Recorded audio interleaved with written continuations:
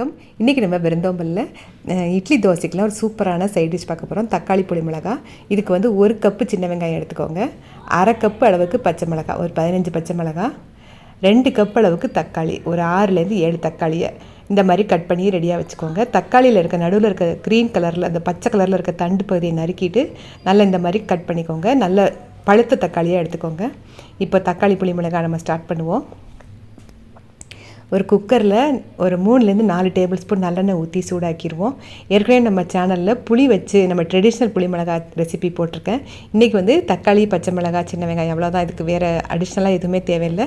எண்ணெய் சூடானதும் ஒரு 1/4 டீஸ்பூன் வெந்தயம் லேசாக சிவந்து வரும்போது ஒரு 1/2 டீஸ்பூன் அளவுக்கு கடுகு உளுந்து ரெண்டையும் சேர்த்து கொஞ்சம் நல்லா தாளிச்சிட்டு சின்ன வெங்காயம் 1 கப் அளவுக்கு சின்ன வெங்காயம், அதில் பாதி அளவு பச்சை மிளகாய், இது ரெண்டையும் ஒரே டைமில் சேர்த்துட்டு கொஞ்சம் போல் உப்பு சேர்த்து நல்லா வதக்கிடணும்.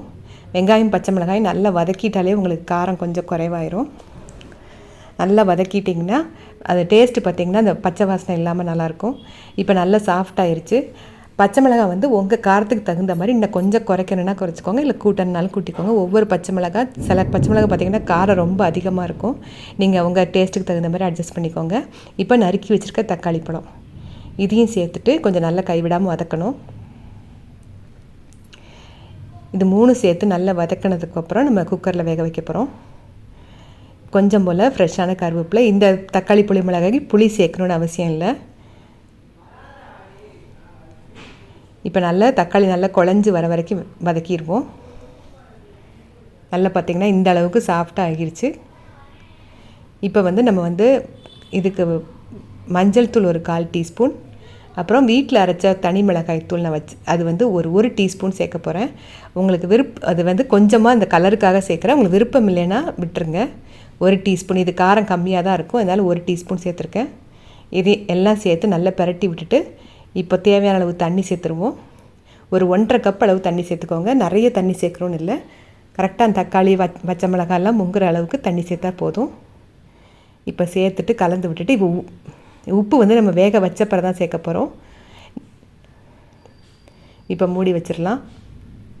மூடி வச்சுட்டு ஒரு 3லேருந்து 4 விசில் வர வரைக்கும் ப்ரெஷர் குக்கரில் வேக வச்சு எடுத்துக்கோங்க. இது வந்து தண்ணியாக தான் இருக்கும், சாம்பார் மாதிரி கெட்டியாக இருக்கக்கூடாது, நல்ல தண்ணியாக தான் வைக்கணும். வேக வச்சு எடுத்துகிட்டு ப்ரெஷர் தானாக அடங்கினதுக்கப்புறம் திறந்து பாருங்கள். தக்காளி பச்சை மிளகாலாம் நல்லா வெந்துருச்சு. இப்போ வந்து தேவையான உப்பு சேர்த்துட்டு கொஞ்சம் லேசாக மசிச்சு விடணும். ரொம்ப மசிக்க வேண்டாம், லேசாக மசித்தா போதும். இதை அரைக்கணும்னு அவசியம் இல்லை, மசித்தாலே போதும். அரைச்சா அது வந்து டேஸ்ட்டு வேறு மாதிரி மாற்றிடும். இப்போ தக்காளி பச்சை மிளகாய் வெங்காயம் எல்லாமே ஒன்றோட ஒன்றா சேர்ந்துடும் இந்த ஸ்டேஜில். இப்போ வந்து நீங்கள் உப்பு செக் பண்ணிவிட்டு தேவைப்பட்டால் இன்னும் கொஞ்சம் சேர்த்துக்கோங்க. இப்போ லேசாக ஒரு 5 நிமிஷம் கொதிக்க வச்சுருவோம். இதுக்கு வாசத்துக்கு பெருங்காயத்தூள் ஒரு 1/4 டீஸ்பூன், நல்லா கொதித்த உடனே ஒரு 1 டீஸ்பூன் அளவுக்கு வெல்லம் இதையும் சேர்த்துட்டு ரொம்ப நேரம் கொதிக்க வைக்க வேண்டாம். நல்லா கலந்து விட்டுட்டு இறக்கிட்டிங்கன்னா சூப்பரான டேஸ்டியான தக்காளி புளி மிளகாய் ரெடி ஆயிடுச்சு. நல்ல கடைசியாக கொஞ்சம் போல் கருவேப்பிலை, இந்த வாசத்துக்காக ஃப்ரெஷ்ஷான கருவேப்பிலை. இது ரொம்ப நல்லாயிருக்கும் இட்லி தோசைக்கு. நல்லா சுட சுட இட்லியோடு ஊற்றி சாப்பிடும்போது டேஸ்ட்டு அட்டகாசமாக இருக்கும். இந்த தக்காளி புளி மிளகாயை நீங்கள் நல்லா பழுத்த தக்காளி வச்சு இதே அளவுகளோடு செஞ்சு பாருங்கள், ரொம்ப நல்லா வரும். நான் இப்போ ஊற்றி காட்டுறேன் பாருங்கள். இந்த அளவுக்கு தண்ணியாக இருந்தால் தான் அது நல்ல டேஸ்ட்டு, நல்லா இட்லியில் அப்படியே நனைச்சி சாப்பிட்றதுக்கு நல்லாயிருக்கும்.